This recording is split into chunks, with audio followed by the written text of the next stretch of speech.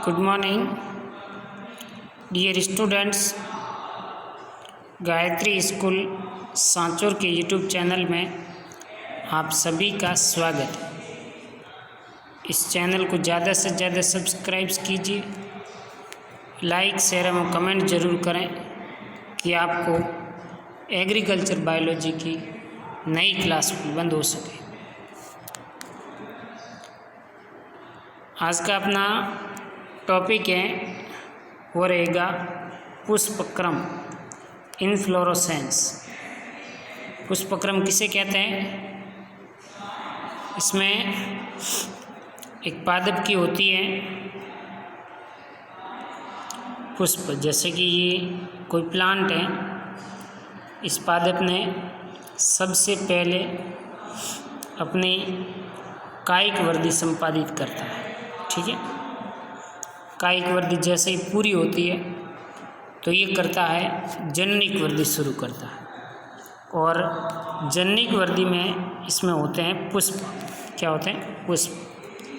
तो पुष्प है वो परों का रूपांतरित रूप है जो शीर्ष भाग पर लगता है। तो पुष्पक्रम किसे कहेंगे कि पुष्पावली वृंत पर, ये पुष्पावली वृंत है पूरा, इस पुष्पावली वृंत पर पुष्प के लगने का क्रम, पुष्पावली वृंत पर पुष्प के लगने के क्रम को पुष्पक्रम कहते हैं। ये दो प्रकार के होते हैं, एक सरल और दूसरा संयुक्त।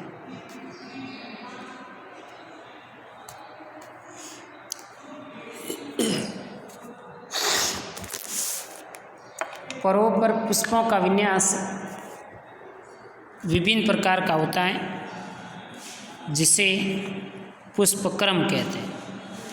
यदि पर्ण के कक्ष में केवल एक पुष्प बने तो उसे एकल कक्षस्थ पुष्प कहते हैं।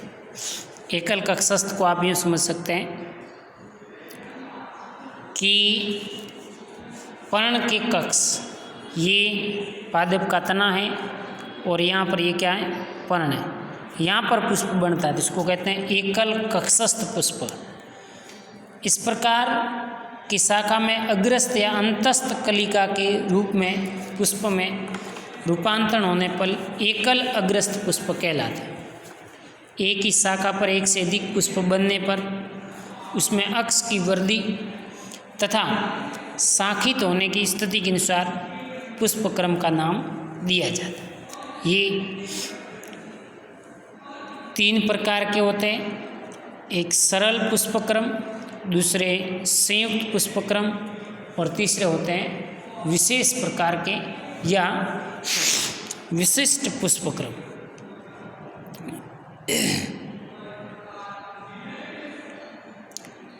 विशिष्ट पुष्पक्रम पहला है वो है सरल पुष्पक्रम।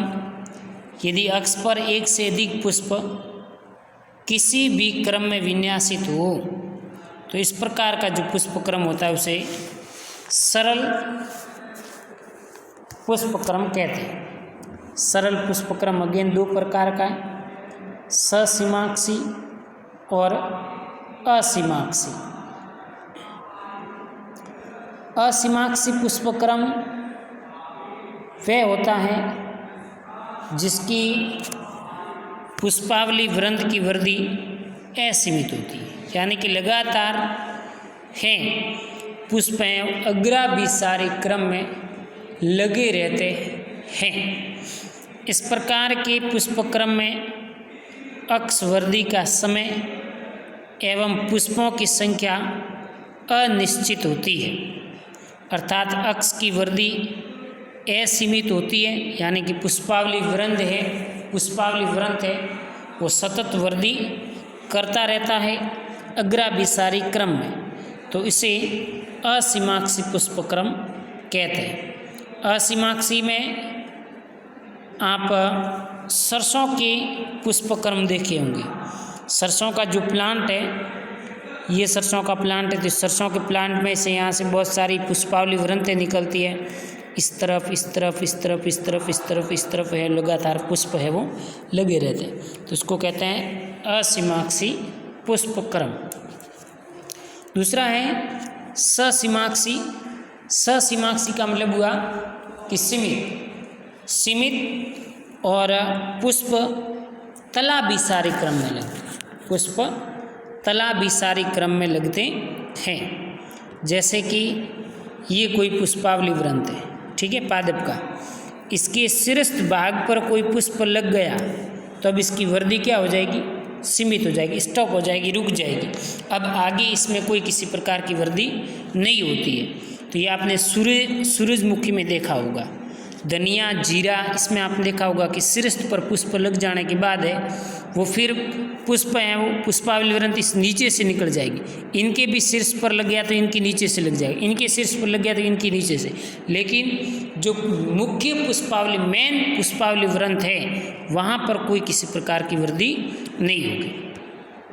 तो इस प्रकार से असीमाक्षी पुष्पक्रम में मुख्य अक्ष की वृद्धि केवल एक पुष्प बनाकर समाप्त हो जाती है और पार्श्वकलिका से आगे नए पुष्पावली अक्ष की वृद्धि किसी निश्चित क्रम में होती है तथा पुष्प बनते, तथा प्रत्येक पार्श्वकलिका से बना नया पुष्पावली अक्ष अपनी मात्रा अक्ष की भांति ही व्यवहार करता है। यानी कि उसमें भी अक्ष पर शीर्ष पर एक पुष्प है वो बन जाता है और उसकी वृद्धि स्टॉप हो जाती है। नया पुष्पावली अक्ष अपने मात्रा अक्ष की भांति व्यवहार करता है, अर्थात एक पुष्प बनाकर वृद्धि समाप्त कर देता है और पुनः पार्श्वकलिका से नया पुष्पावली अक्ष तैयार करता है। तो इस प्रकार के पुष्पक्रम को ससीमाक्षी पुष्पक्रम कहते हैं। दूसरा है संयुक्त पुष्पक्रम।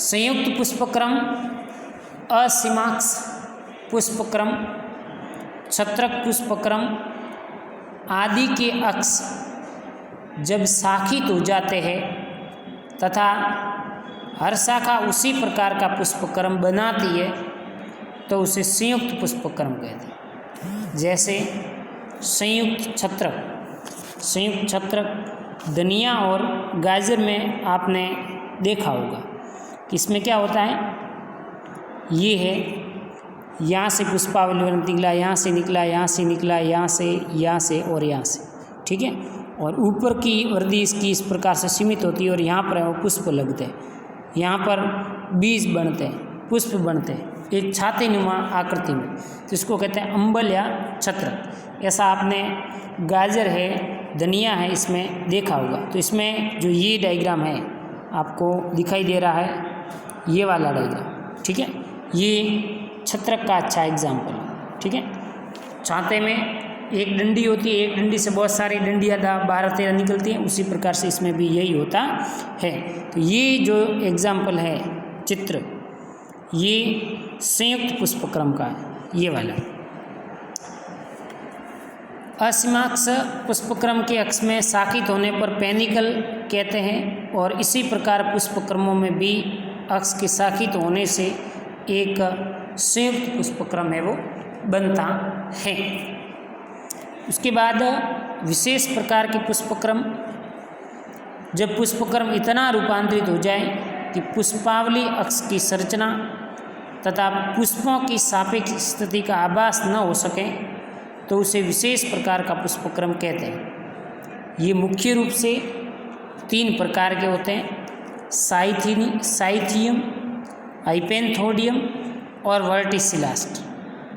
साइथियम प्रकार का पुष्पक्रम सपत्र संयुक्त होकर प्यालेनुमा सदृश से संरचना बनाते हैं। इसका एक डायग्राम मैं आपको बना करके बताऊं तो इस प्रकार का होता है, प्यालेनुमा आकृति में ये बनते हैं इस प्रकार से, ये ठीक है। इसमें प्यालेनुमा संरचना में पुंकेसर नर पुष्पों के एवं एक स्त्री के सर मादा पुष्प के तुल्य होता है। यानी कि यहाँ पर बहुत सारे हैं वो होते हैं नर पुष्प और इसके बीच में से एक निकलता है वो होता है मादा पुष्प। तो इस प्रकार की संरचना में होता है वो होता है साइथियम। यूफोर्बिया यानी कि यूफॉर्बिएसी कुल के जितने भी सदस्य हैं उसमें साइथियम प्रकार का पुष्पक्रम देखने को मिलता है। ये अरंडी में भी ये पुष्पक्रम आप देख सकते हैं। हाइपेंथोडियम प्रकार का पुष्पासन मासल हो जाता है, एक संकरे मुख युक्त प्यालेनुमा आकृति बना लेता है, जिसमें पुष्पों के सपत्र संयुक्त होते हैं, पुष्प अवरंत तथा एक लिंगी होते हैं। इसमें भीतर की ओर मुख से प्रवेश कर नर पुष्पों का पराग मादा पुष्पों तक पहुंच जाता। अंजीर है, बरगद जैसे पादपों में इस प्रकार का पुष्पक्रम देखने को मिलता है। वर्टिसिलास्टर वास्तव में ये पुष्पक्रम ससीमाक्ष पुष्पक्रम का रूपांतरण है। तुलसी में हर पर्व संधि पर दोनों और द्विशाखी ससीमाक्ष पुष्पक्रम बनते हैं और बाद में ये एक शाखा में बदल जाते हैं। अवरंत पुष्प अवरंत होने से संघनित होकर पर्व संधि के चारों ओर घेरा बना लेते हैं। अशाखित होने का क्रम व मात्रा अक्ष का अनुमान पुष्पों के खिलने के क्रम से जाना जाता है। और वर्टिसिलास्टर या इसको कहते हैं कूट चक्र प्रकार का जो पुष्पक्रम है, इसका चित्र आप ये देख पा रहे हैं। और इसका मैं अलग से आपको बना करके बताऊं तो इसमें तुलसी का पुष्पक्रम आप देख सकते हैं, ये इसकी पर्व संधि है। इस पर्व संधि से इस प्रकार से 3 निकलती ब्रांच, एक पुष्प यहाँ लगता है, दूसरा ये आगे भी सेम ऐसा कैसा यहाँ पर लगा, यहाँ पर लगा, यहाँ पर लगा, यहाँ पर लगा, यहाँ पर आगे भी इस प्रकार से सेम। तो 3-3 के चक्र में 6 पुष्प हैं, वो इसकी जितनी पर्व संधियाँ निकलेगी पुष्पावली वृंत पर, वहाँ से वो निकलते रहते हैं। इसको कहते हैं वर्टिसिलास्टर या कूट चक्र प्रकार का पुष्पक्रम। Okay, thank you.